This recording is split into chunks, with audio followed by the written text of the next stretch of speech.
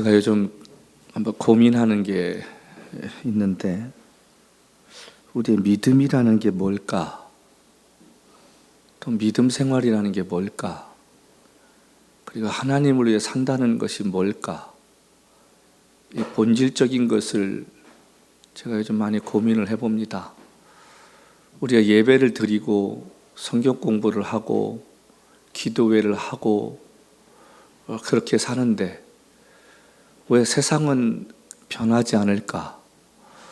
그러면서 제가 고민하는 것은, 지난 기독교의 2000년 역사를 살펴보면 기독교가 핍박이 있고 외부로부터 어려움이 있고 가정으로부터 핍박이 오면 사람들의 신앙은 굳건했습니다. 그래서 핍박이 오면 올수록 예수 믿는 사람은 잡초같이 밟아도 일어나고, 죽어가면서도 그리스도를 증거하는 그 일 때문에 세상이 오히려 두려워했습니다. 우리가 아는 대로 로마라는 나라가 더 이상 정복할 것이 없다라고 생각을 해서 나라가 평안해졌을 때, 결국 그 나라가 망하게 된 것은 외부의 침략이 아닌 방종과 타락으로 인해서 멸망당했습니다. 웬만한 남자들은 첩을 두는 거는 유가 아니었고요, 여자들도 마찬가지로 불륜이 심해지던 그 시대에 재밌는 것은 그들이 잡아왔던 이 히브리 사람들을 오히려 교사로 쓰기도 하고, 그 사람들을 자기의 자식들의 아내와 또 사위로 삼는 경우가 있었습니다. 왜 그랬습니까? 그들이 다른 사람보다 순결한 믿음을 가지고 사는 것이 그들 눈에 보기에 다르게 보였기 때문에 그렇다는 것입니다. 자, 세상이 그럴수록, 세상이 악해지면 악해질수록 그리스도를 따르는 사람들의 그 믿음의 순결함은 오히려 더 커갔다는 것입니다. 고난 가운데서도 그들은 웃음이 있었고 소망이 있었고, 이 땅을 살아가면서도 저들이 행복한 것은 예수가 가슴에 있었기 때문입니다. 교회가 타락하기 시작한 것은 언제부터냐면, 이제 종교 자유화를 시켜놓고 콘스탄티노플에서 누구든지 예수 믿어도 좋다, 우리가 국교를 만들자. 그래서 지하에 있던 사람들이 지상으로 올라오기 시작했습니다. 그리고 올라오고 나서부터 뭐가 생기냐면 조직이란 게 생기고, 교회가 건물이 생기고, 그 다음에 사람들이 늘어갈수록 제도가 생기기 시작했습니다. 그러다 보니까 이제는 기도하고 말씀을 전하고 하나님 바라보는 그 삶보다는 그것을 가지고 권력을 누리고 그것을 가지고 자기들의 욕심을 취하는 사람들이 늘어갔습니다. 아이러니하게도 여러분, 대영 제국이나 스페인이나 프랑스가 점령한 식민지마다 세워진 것이 교회였습니다. 그 교회를 통해서 복음이 증거된다라고 생각했지만, 그 교회로 인해서 얼마나 많은 사람들이 피 흘리며 죽어갔느냐는 사실입니다. 우리가 방금 부른 찬양 가운데 십자가를 질 수 있나 주가 물어보실 때, 그 예수님의 십자가가 무엇이었습니까? 예수님의 십자가는 온 인류의 죄를 당신 혼자 짊어지고 비참하게 죽어가는 그 현장이었는데, 예수님이 그걸 하시고 나서 겟세마네 동산에서 기도할 때에, 아버지 할 수만 있거든 이 일이 내게 안 일어나면 안 되겠냐고 처절하게 몸부림치는 모습을 우리는 성경을 통해 볼 때에 그냥 예수님이 기도하셨나 보다 그렇게 생각하지, 땀방울이 핏방울처럼 보일 만큼의 그 애절한 기도의 모습, 그러시면서도 마지막 결론은 아버지의 뜻대로 행하게 해달라는, 그리고 힘을 얻기 위해 기도했던 그 당신의 모습 속에 저와 여러분의 십자가는 무엇입니까? 예수를 위해 희생하고 예수를 위해 우리가 포기하고 고난을 받더라도 우리가 이겨내야 할 십자가가 무엇냔 말이에요. 언제부턴가 우리가 하나님 말씀을 들을 때에요, 내게 필요한 부분만 가려 듣습니다. 그 말씀이 내 삶의 전부가 되지 않습니다. 그 말씀을 들어도 변화되지 않습니다. 그 말씀을 들어도 자신의 이익 앞에는 그것을 포기하려고 하는 용기를 갖고 살지 않습니다. 세상 사람도 다 그렇게 사는데 이것쯤이야 주님도 이해하시겠지. 왜 예수님께서 인자가 올 때 믿는 자를 보겠느냐고 하셨겠습니까? 왜 예수님께서 마지막 그 요한에게 세상의 마지막 때를 보여주시면서 야, 예수 믿으면 다 천국 간대, 예수 믿으면 구원 얻는데 라고 말씀하시지 아니하시고 내가 7교회 사자에게 말하노니 이기는 자만이 천국에 갈 수 있다고 하셨을까요? 요즘 그런 고민 해보셨습니까? 믿음은 나와의 싸움입니다. 자신과의 싸움입니다. 내가 얼마나 하나님 앞에 내 것을 내려놓고 하나님 뜻이 하늘에서 이루어진 것 같이 땅에서도 나를 통해 이루어지게 해달라는 그러한 기도를 하면서 삶은 편하지 않으니까 내 신앙이 발전해 가는 것 같은데 발전이 없다는 거예요. 그리고 자기 소견에 좋은 대로 행하는 거예요. 자기 생각에 좋은 대로 행하는 거예요. 제가 작년인가요? 우리 제가 좋아하는 홍윤성 목사님이 소개하실 분이 한 분 있다라고 해서 목사님을 만나시겠냐고 해서 제가 그분을 믿으니까 좋다고. 근데 갔더니 연세 드신 여자분이셨어요. 그래서 정말 그 초라하고요, 인간적으로 꾀죄죄하고요, 얼굴에 그 화장기도 없으시고 주름살 그 그을린 그 얼굴이었습니다. 요즘 웬만한 여자들은 미용 가꾼다고 이 화장품 저 화장품 쓰고 스킨샵 다니고 다 하는데 이분은 그런 게 없으셨어요. 만나러 오셨는데 옷이 너무 초라하신 거예요. 그래서 이분이 뭐 하시는 분인가 했더니 지난 40년 동안 소말리아에서 선교사를 하시는 거예요. 그 선교사 하시면서 결혼할 시기를 놓치셨어요. 그래서 제가 선교사님 힘들지 않으세요? 죽을 뻔도 여러 번 겪었죠. 근데 왜 한국으로 안 돌아가시고 아직도 그곳에서 혼자서 그렇게 사역을 하세요?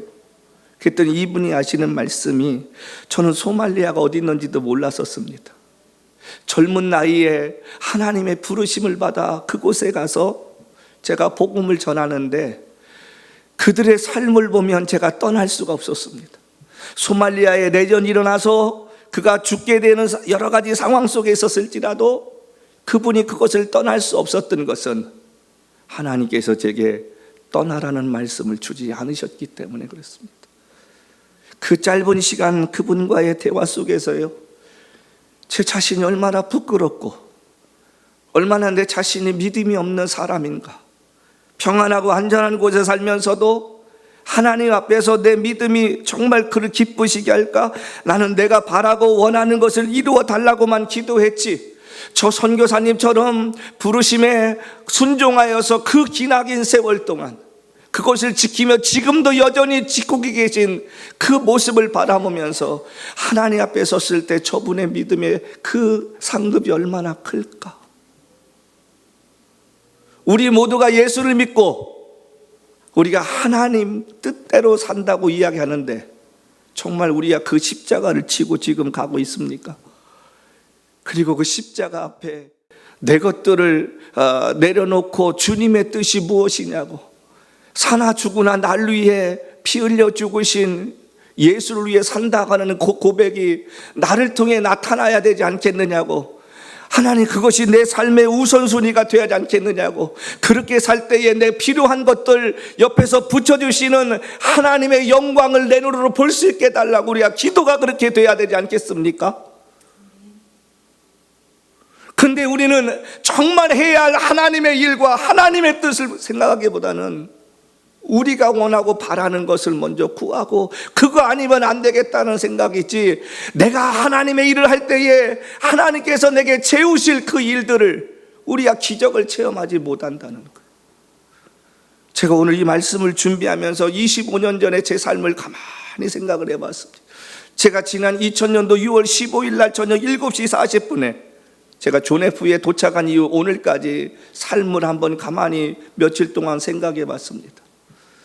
1년 동안 저희가 정말 고생했습니다. 미국 처음 와서 가져온 돈도 없고, 우리 또 초청했던 교회에서 우리를 교회가 문 닫는 바람에 나가라고 해서 몇몇 교회 전전하는 동안에 정말 힘들게 살았어요. 지금은 뭐 아무것도 아니라고 생각할 수 있지만 35불짜리 전골 한 벌 먹는 거에 대해서 우리가 부담스럽고 몇 번 생각할 만큼 주머니에 돈이 없었습니다. 그런데 어느 날 제가 새벽 기도하고 돌아가는데 하나님께서 지난 25년의 삶을 필름처럼 가만히 이렇게 보여주시는 거예요. 제가 1년이 지난 어느 날 어느 한 부부를 만나게 되었습니다. 저희 집에 낡은 기타가 하나 있는데 제가 그걸 버리지 않는 이유가 뭐냐면 그분이 처음으로 사주신 기타였어요. 그분들이 저의 사역을 7년 동안을 도와주셨습니다. 그리고 그분들이 끝나고 난 그 뒤에 또 다른 장로님 부부를 통해서 10년 넘는 세월 교제하면서 저의 삶을 공급해 주셨습니다. 미국에서 와서 하나님 어떻게 집회해야 되겠느냐고 저희가 기도할 때에 한 목사님을 통해 캘리포니아 지역의 집회 문이 열리기 시작했고, 한 사모님을 만남을 통해서 저희가 3일 집회라는 컨셉을 가질 수 있는 그 삶을 10년 동안에 그 삶을 살게 하셨다는 것이었습니다. 가만히 생각해 보았는데 하나님께서 제게 주신 마음이 그런 마음이었습니다. 나는 내가 필요할 때마다 하나님의 사람을 붙여주었고, 내가 필요할 때마다 너의 길을 인도했고, 네가 원할 때마다 내가 하나님의 영광이 무엇인가를 볼 수 있게 내게 보여주었다. 때때마다 하나님이 그 기적을 하나님의 때에 하나님의 사람을 통해 하나님의 방법으로 저희 사역을 이끌어와 주셨습니다. 내가 믿고 또 의지하면 내 모든 형편 하시는 주님 늘 돌보아 주실 줄 나는 확실히 아네. 여러분, 그 찬양의 가사처럼 여러분에게 지금 무엇이 필요하고 여러분에게 하나님이 어떤 거 원하신다면 그 때가 되었을 때 하나님의 때에 하나님의 일을 하나님이 하시지 않겠느냐, 그런 말입니다. 근데 우리는 그 기적을 바라지 않습니다. 그 기적을 우리가 원하기만 하지 하나님이 하신다는 걸 기다리질 않습니다. 이 시대가 그런 시대 아닙니까? 그러니까 기적이 없는 거예요. 그래서 이런 얘기하면 그 사람에게만 특별히 일어나는 그런 일들. 여러분, 지난 7년 전에 저희 교회가 교회를 구입한다고 할 때 그런 일이 어떻게 일어날 수 있습니까? 하나님께서 하나님이 때가 되면 하나님이 강권적으로 하시는 걸 보게 됩니다. 오늘 성경 말씀을 제가 이야기하기 전에 서론을 길게 얘기하는 것은 저와 여러분의 삶에 어떤 간증과 어떤 기적 체험하고 삽니까? 어떤 사람은요, 그런 거 없어도 그냥 만족하며 사는 사람이 있어요. 근데 중요한 것은요, 믿음에는 욕심이 있어야 됩니다. 믿음에는 내가 다른 사람보다 하나님 앞에 서는 날 더 많은 상을 받겠다는 욕심이 일어날 때 하나님이 함께하는 거지, 여기가 좋사오니 이 정도면 되겠습니다, 하나님 뭐 저 같은 사람, 그럼 그 사람은 평생 그렇게밖에 못 사는 거예요. 여러분, 생각해 보십시다. 이스라엘 백성들이 이집트에서 나올 때 남자들만 20세 이상 된 사람이 장정만 60만 명이었다고 성경은 기록하고 있습니다.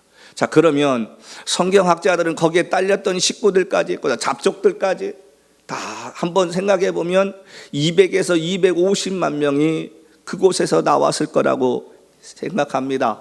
자, 그런데 그 250만 명 가운데 두 사람을 오늘 하나님께서 택하셨다는 사실을 우리에게 이야기해 주고 있습니다. 이스라엘 백성들이 이집트에 나와서 3개월 걸쳐서 시내산 앞에 왔습니다. 시내산에서 하나님께서 모세를 부르십니다. 그리고 그 모세에게 여러 가지 법을 이야기하시고 당신이 세워야 할 일들 쭉 얘기하십니다. 모세는 지금까지 성막이라는 것을 본 적도 없었고 생각해 본 적도 없었는데 하나님께서 그 모세에게 설계도를 지금 쭉 이야기를 하시고, 이스라엘 백성들이 이젠 가족이었다가 민족이 되어 나왔으니 법이 필요하잖아요. 그래서 그 법을 제정해 주십니다. 자, 그런 가운데 하나님께서 성막을 이렇게 만들어라, 그 성막 안에 있는 기구들을 이렇게 만들고 번제단을 이렇게 만들고 녹그릇을 이렇게 만들고 그 다음에 법궤는 이렇게 만들어라, 그 다음에 성막의 겉모양은 이렇게 만들어라. 그렇게 만드는데 모세가 어떻게 만듭니까? 그 말씀을 듣고 있는데 하나님께서 그 일을 위해 두 사람을 준비하셨다는 거예요. 그 두 사람을 준비했다는 거예요. 자, 여기 두 사람이라는 그 사람의 이름이 나옵니다. 우리가 본 대로 우리 2절 말씀 한번 보겠습니다. 내가 유다 지파 홀의 자손이요 우리아의 아들인 부사레를. 이게 훌이 누굽니까? 아모리 사람과 싸울 때 모세의 한쪽 손을 바쳤던 사람입니다.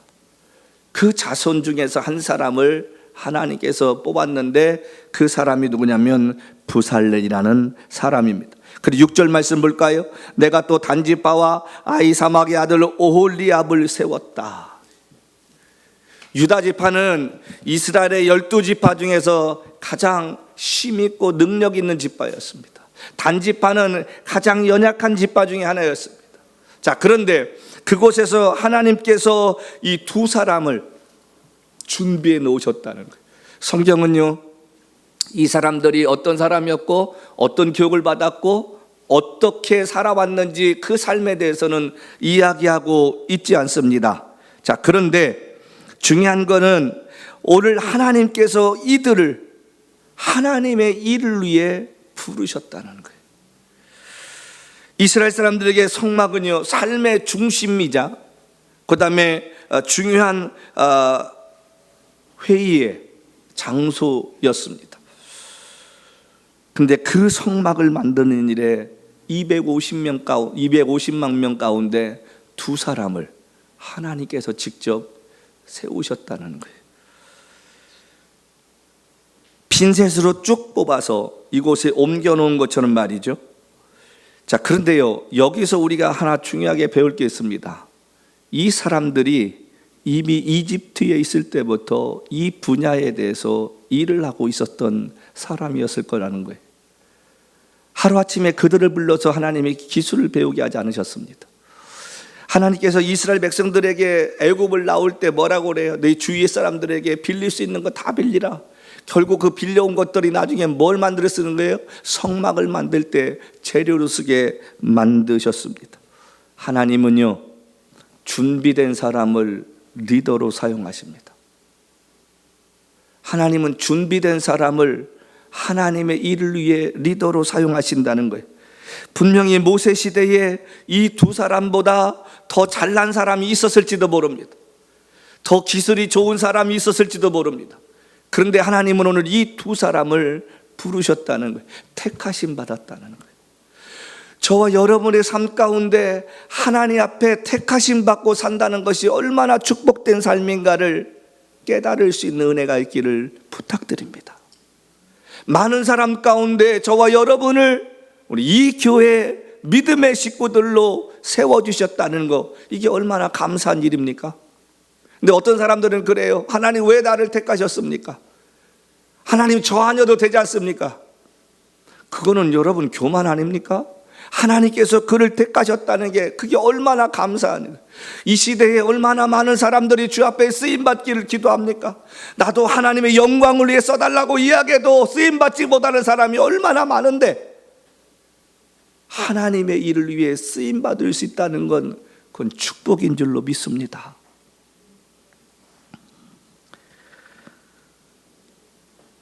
오늘 이 두 사람을 통해서요, 하나님 앞에 은혜 받은 그 특징이 뭘까?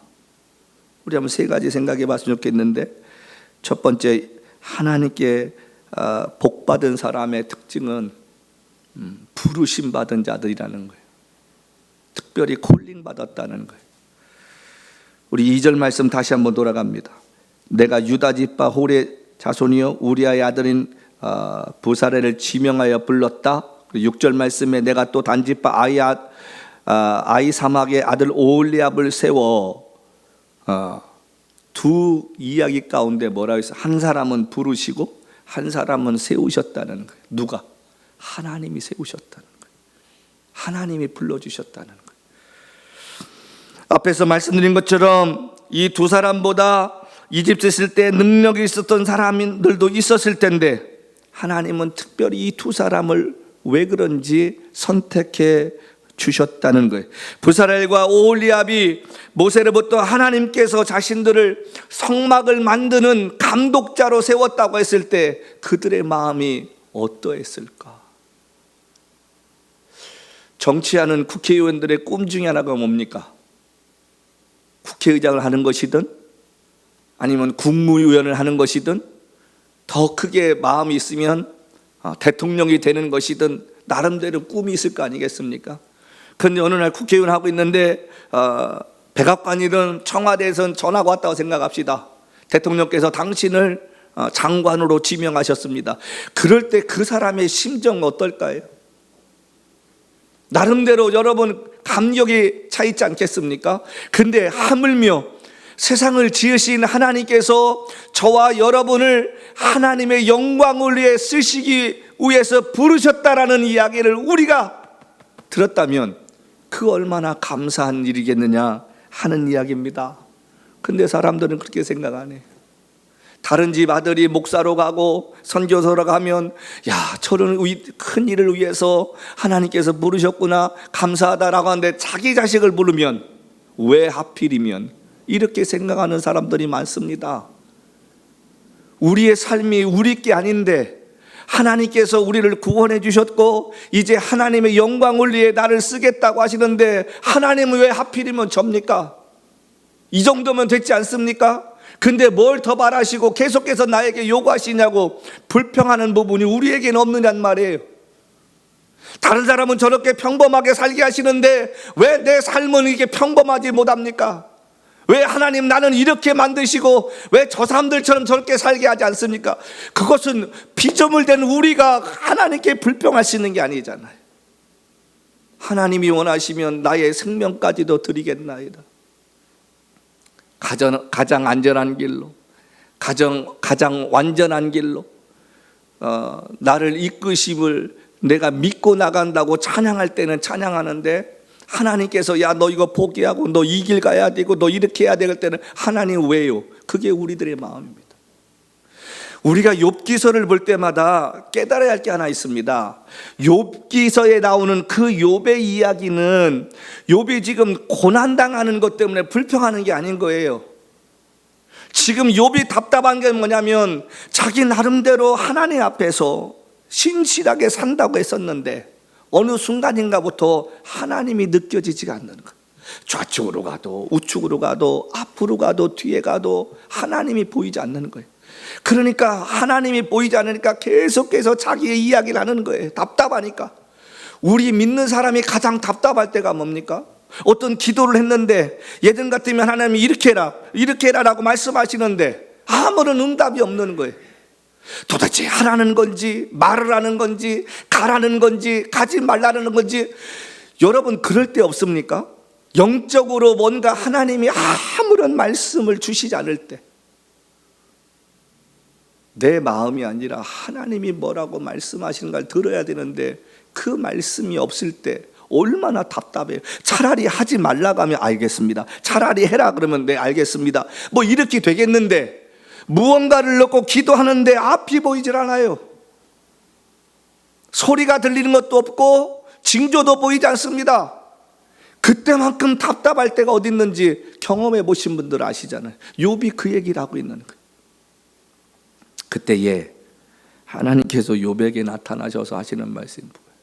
허리를 동이고 무릎을 꿇고 내 말을 들어라. 그 결론이 뭡니까? 너는 네 나름대로 잘했다고 얘기하고 네 나름대로 네가 최선 다하다고 했는데 이게 이러냐 쭉 얘기했더니 결국은 욥이 하나님 앞에 고백하는 게 뭡니까? 하나님 내가 예전에는 귀로만 들었사왔는데 내가 눈으로 보았나이다. 그 얘기는 뭐예요? 하나님 내가 여태까지 하는 거 가만히 생각하니까 내 의였고 내 자랑이었고 내 고집이었습니다. 이게 아니었다. 이제부터 내가 하나님 말씀을 순종. 결국 그거예요. 지금 이 오홀리압과 이 부사렐이라는 사람 하나님께서 그들을 지명하였다 할 때 이 사람들이 하나님의 불평했다는 얘기 없습니다. 순종하면서 그들이 그 일들을 감당했다는 이야기입니다. 주님께 부르심 받고 시간이 흐르면서 자신을 통해 복음이 전파되는 걸 보았던 바울이 고린도 15장 10절 말씀을 통해 뭐라고 고백합니까? 나의 나된 것은 하나님의 은혜라. 내가 한 것이 아니라 그 일을 할 수 있게 해주신 하나님의 은혜라는 것입니다. 이 고백은 자신처럼 부족하고 잘한 것 없는데 잘못한 것이 더 많은 것을 하나님이 아시면서도 은혜 주셔서 그 일이 감당되었다라고 경험해 본 사람만이 할 수 있는 고백인 줄로 믿습니다. 하나님 앞에 부르심 받았다는 게 얼마나 복되고 행복한 일입니까? 하나님 나라의 한 귀퉁이에 작은 일을 할 수 있게 불러주셨다는 그 사실 하나가 저와 여러분의 삶에 벅찬 감동으로 채워져야 되지 않겠습니까? 얼떨결에 복받았다고 이야기하는 아브라함이란 사람이 75세 늦은 나이에 하나님의 부르심을 받아서요, 이란 땅에서부터 이스라엘까지 움직이는 그 가운데 그가 그 믿음의 여정을 마칠 수 있었던 이유는 한 가지입니다. 두려워했던, 마음에 확신이 있던, 자신을 부르신 하나님이 옆에 계시다는 사실을 보았다는 것. 그 부르신 하나님은 아브라함이 걸어가는 여정 가운데 보호막이 되어주시고 방패가 되었다는 거예요. 처음에는 몰랐던 아브라함이 한 걸음 한 걸음 걸어가면서 애굽 왕보다 강하신 하나님의 능력을 체험하게 됩니다. 그리고 자신을 이끌어 가시는 그 하나님을 보게 되니까 나중에는 이삭을 드릴 수 있는 그런 믿음의 사람으로 바뀐 것입니다. 어디부터 시작합니까? 그 부르심에 대한 확신이 있었기 때문에 그렇습니다. 아브라함이 하나님께 부르심을 받고서 100년이라는 세월 동안 그는 하나님과 동행했던 사람이었습니다. 저와 여러분이 믿음 생활하면서도 좌로나 우로나 치우치지 않을 수 있어야 되는 것은 무엇 때문에 그렇습니까? 하나님이 나를 부르셨다라는 그 부르심에 대한 확신이 있어야 할 줄로 믿습니다. 부살렐과 오홀리암 역시 그 부르심에 대한 확신 때문에 그들이 하나님께서 명하신 그 성막을 짓는 일에 그들이 최선을 다할 수 있었다는 것입니다. 그래서 복이 있는 자라는 거예요. 두 번째로는요, 일할 수 있는 능력을 주셨다는 거예요. 우리 3절부터 5절 말씀 볼까요? 하나님의 영을 그에게 충만하게 하여 지혜와 총명과 지식과 여러 가지 재주로 정교한 일을 연구하며 금과 은과 노수로 만들게 하며 보석을 깎아 물리며 여러 가지 기술로 나무를 새겨 만들게 하리라. 여기 중요한 말씀이십니다. 만들게 할 것이다가 아니라 만들게 하리라 하셨습니다. 이거는 무슨 말이에요? 누군가의 힘을 통해서 이루어질 일을 말씀하는. 근데 여기 보니까 하나님의 영을 그에게 충만하게 하여 지혜와 총명과 지식과 여러 가지 재주로 정교한 일을 연구하게 한다. 하나님 영. 이사야서를 보면요, 우리가 아는 얘기 하나가 뭡니까? 내가 너를 지명하여 불렀나니 너는 내 것이다. 자, 많은 민족 가운데 이스라엘 민족을 택하셨다는 말씀을 강조하기 위함입니다. 자, 오늘 우리가 본문의 말씀을 잘못 오해하면요, 하나님께서 누구든지 부르셔서 일을 맡기시는 분이시다라는 생각할 수도 있습니다. 아유, 하나님이 그냥 은혜 주시면 다 되잖아요. 누구든지 부르시면 되잖아요. 이렇게 생각할 수 있습니다. 자, 하나님의 일은요, 감당할 수 있는 사람이 있고 아무리 은혜를 줘도 그 일을 감당하지 못하는 사람이 있습니다.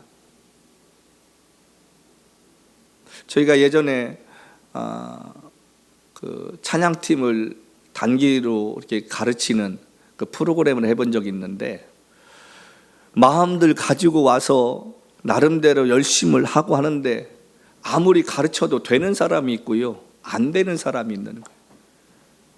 하나님은 어떤 일을 쓰실 때 그 일에 합당한 사람을 딱 찍어서 그를 사용하시는 거지, 모든 사람에게 다 은혜 주셔서 하나님 부르시는 거 아니잖아요. 근데 우리는 뭐라고 생각해요? 아이, 목사님, 저 사람도 부르시고 저 사람에게 은혜 주시면 다 그렇게 할 수 있지 않습니까? 절대 그렇지 않습니다. 여러분, 리더가 있는가 하면 따르는 사람이 있습니다. 근데 따르는 사람이 리더가 돼야겠다고 하면 문제가 생깁니다. 그 일에 합당한 사람이 있고 그 역할을 해야 할 사람이 있는 거지, 그냥 모든 사람이 다 부르심 받고 내가 열정 갖고 있고 그냥 내가 하나님께 기도하면 하나님이 다 주시겠다? 그건 내 생각입니다. 그러면 하나님이 모든 사람을 뭐하러 그렇게 만들어 놓으세요? 절대 그렇지 않습니다. 하나님의 일을 위해 하나님의 사람이 필요한 것입니다. 아니, 그 모든 사람 다 불러서 선교사 보내지 뭐하러 그냥 특정한 사람만 보내서 저렇게 고생시키세요? 그 일에 맞는 사람이 있는 거예요. 네? 그렇지 않습니까? 우리의 교회도요, 서로 믿음의 이 비전과 생각이 맞아야 같이 가는 거지, 서로 생각이 틀리면 못 갑니다. 부부도 마찬가지 아닙니까? 처음에는 사랑의 눈이 멀어서 연애할 때는 좋은 점만 봤는데 결혼해서부터 안 좋은 면이 하나씩 하나씩 나타나는 거예요. 그러다 보니까 못 사는 거예요. 다툼이 생기는 거예요. 그리고 나서 나중에 뭐라고 합니까? 성격 차이라는 이야기를 하고 합리화시켜서 이혼합니다. 사람들을 처음에 이해관계가 얽히지 않으면 다 좋아 보이지요. 그렇지 않습니까? 나하고 아무런 관계가 없을 때는 좋은 점만 보여요. 근데 이해타산이 얽혀보세요. 그 사람의 본성이 보이고요, 그 사람의 속성이 보입니다. 하나님은 누구보다도 우리를 아시잖아요. 누구보다도 우리 교회를 아시는 거예요. 그래서 사람이 어떤 사람을 만나느냐가 중요하다는 것이, 내 인생의 여정을 걸어가면서 그 사람을 위해서 내가 힘을 얻을 수 있는가 하면, 그 사람 때문으로 인해 내가 마음고생하고 그 사람을 알게 된 것 때문에 내 인생이 정말 힘든 여정으로 바뀔 수도 있다는 것을 사람들은 생각 못합니다. 그리고 어느 시점에 갔을 때 깨닫는 거예요. 하나님이 은혜 주신다고 그 은혜가 다 임합니까?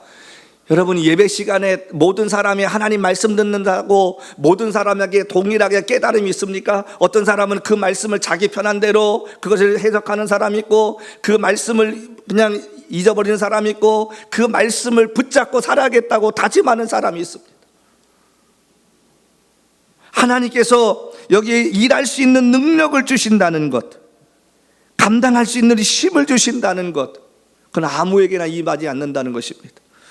본문의 말씀은 하나님께서 선택하신 사람, 어떤 분야에 이미 실력을 갖춘 자에게 하나님의 마음을 느낄 수 있게 만드시고 더 잘할 수 있도록 능력을 베풀어 주신다는 거예요. 그래서 우리가 가끔 착각할 때가 뭐냐면, 사람이 기도하고요, 은혜가 충만하면요, 내가 할 수 있을 것 같아요.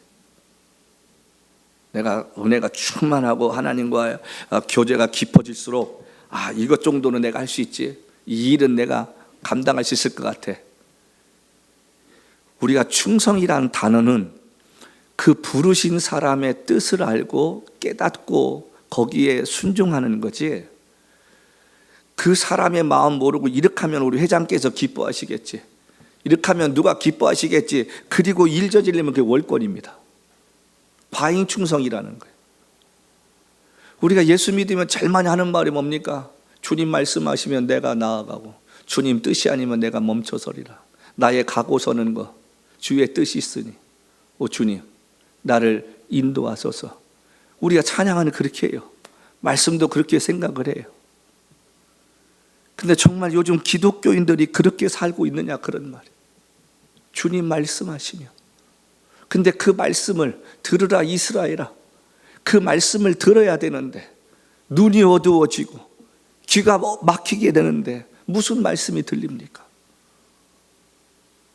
지금 여기 이 오홀랍이라는 사람과 부살엘이라는 사람은 모세를 통해서 하나님께서 말씀하셨을 때 순종했어요.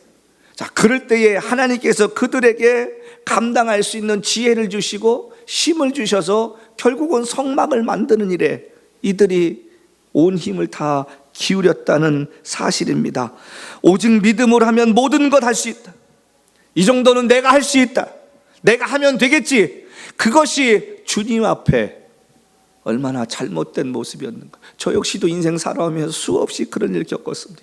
이렇게 하면 하나님 기뻐하시겠지라고 시작했는데 보니까 내 생각이고 내 고집이고 내 열정이었다는 거예요. 하나님은 우리에게 어떤 많은 일을 하길 원하시지 않습니다. 하나님이 당신의 일을 원하시면 다른 사람을 통해서도 그 일을 얼마든지 이루어갈 수 있습니다. 중요한 것은 무엇을 보시는 거예요? 제가 언제까지 참고 언제까지 순종하고 언제까지 내가 말하는 거에 대해서 저가 행할 것인가. 주님 그거 보시는 거예요. 세 번째로 이 사람들이 복받았던 사람이라는 그 이야기는요, 6절 말씀의 결론을 이렇게 냅니다.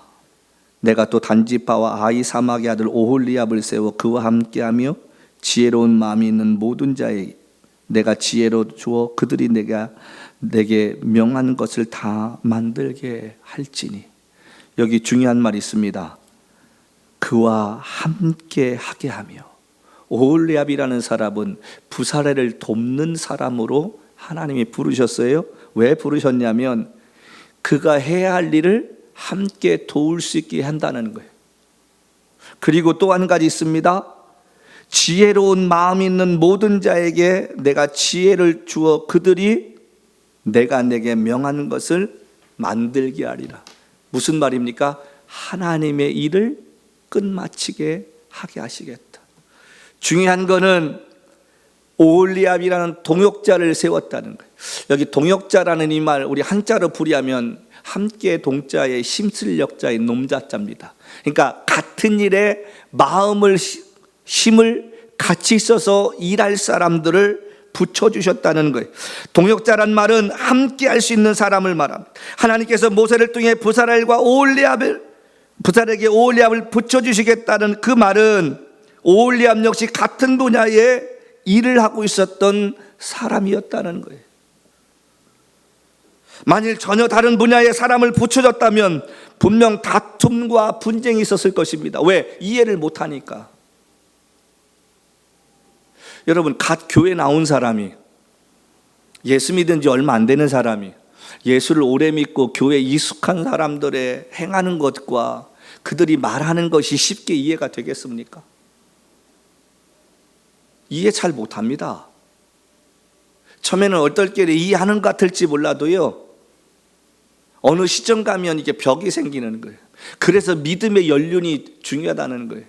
모태신앙이 우스워 보이고 모태신앙이 열심 없는 것 같아도요, 그 모태신앙들이 가진 그 믿음의 그 기간은 우리가 무시할 수 없다는 거예요. 하나님은 생짜배기도 쓰시지만 그걸 가끔 가다가 쓰시는 거지, 대부분 보면 그것을 아는 사람을 하나님이 쓰시는 거예요. 바울이라는 사람을 쓰실 때 전혀 바울이 기독교에 대해서 모르는 사람도 아니었고 하나님에 대해 모르는 사람도 아니었습니다. 단지 그가 잘못된 열심이었던 것을 성령을 부어주셔서 살짝 바꿔놓으셔가지고 그가 헷갈하게 만들어가지고 예수의 홀라당 미친 거 아닙니까? 그에게는 열정이 있었습니다. 그에게는 하나님에 대해 아는 지식이 있었습니다. 연륜이 있었습니다. 그렇기 때문에 하나님께서 잘못된 그 부분만 고치셔가지고 하나님의 일을 위해 쓰셨다는 거예요. 어떤 신앙이 무서워요? 교회 나온 지 얼마 안 되는 사람이 갑자기 열심 내는 게 무서운 거예요. 교회 나오신 지, 예수 믿은 지 얼마 안 되는 분이요, 갑자기 열심 내어지면 그 열심이 어느 날 잘못되어지면 사람을 다치게 합니다. 그리고 잘못하면 그 역시도 믿음에서 실족해서 떠나게 됩니다.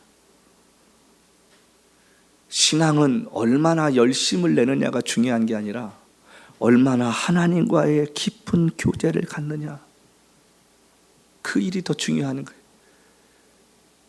바울이 아테네에서 복음을 전하다가 실패를 했어요. 자기 나름대로 열매가 없다라고 생각을 했어요. 바울 사역 가운데 처음이자 마지막으로 그곳에서 변론을 하고요, 사람들과 이제 따지다가 보니까 안 되는 거예요. 얼마나 낙심했겠습니까?